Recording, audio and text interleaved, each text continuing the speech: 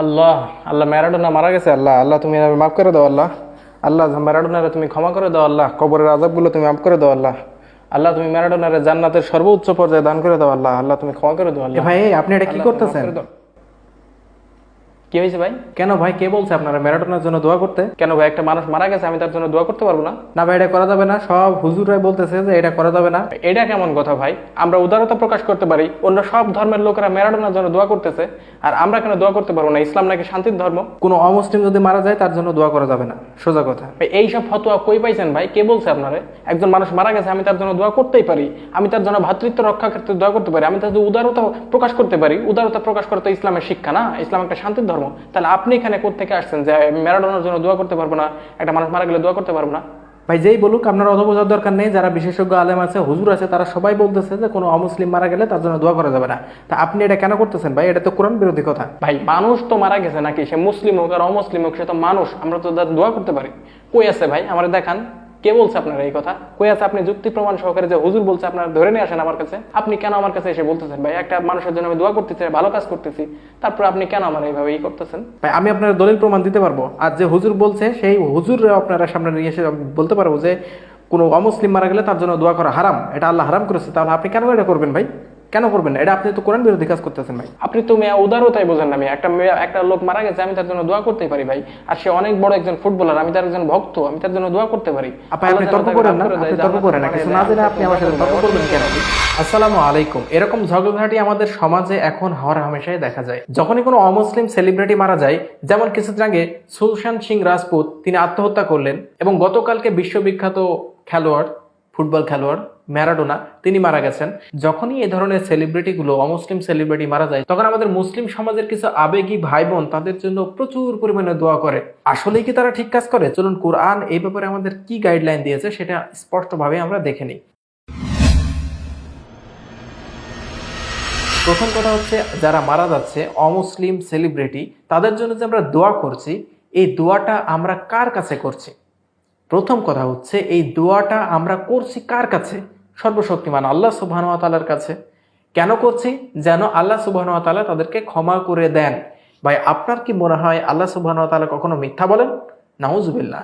যিনি মিথ্যা বলেন তিনি কখনোই আল্লাহ হতে পারেন না। মিথ্যা বলাটা আল্লাহর বৈশিষ্ট্য না। আমি কেন এই কথা বলছি? কারণ আল্লাহ পবিত্র কোরআনে স্পষ্টভাবেই কোনো মুশরিকের মৃত্যুতে যেন কোনো মুমিন অথবা কোনো নবী ক্ষমা প্রার্থনা না করে তার জন্য কঠিন হুঁশিয়ারি দিয়ে দিয়েছেন এবং সম্পূর্ণ হারাম ঘোষণা করেছেন। চলুন পবিত্র কোরআনের এই আয়াতটি দেখে আসি। এই আয়াতটির অবস্থান রয়েছে সূরা আত-তাওবাহ অর্থাৎ ৯ নম্বর সূরার ১১৩ নম্বর আয়াতে। এই আয়াতে আল্লাহ সুবহানাহু ওয়া তাআলা বলছেন, নবী এবং মুমিনদের জন্য উচিত নয় যে তারা কোনো মুশরিকের জন্য ক্ষমা প্রার্থনা করবে, যদি তারা তার আত্মীয়ও হয়। নিশ্চয়ই এই মুশরিকরা জাহান্নামের অন্তর্ভুক্ত বা আগুনের অধিবাসী। এই আয়াত থেকে স্পষ্টভাবে আমরা দেখতে পাই যে যখন কোনো অমুসলিম মারা যাবে, মুশরিক অবস্থায় মারা যাবে, আল্লাহকে স্বীকার না করা অবস্থায় মারা যাবে, অর্থাৎ আল্লাহর সাথে কুফরি করে মারা যাবে, আল্লাহকে বাদ দিয়ে অন্য কাউকে উপাসনা করা অবস্থায় মারা যাবে, তখন তার জায়গা হবে নিশ্চিত জাহান্নাম।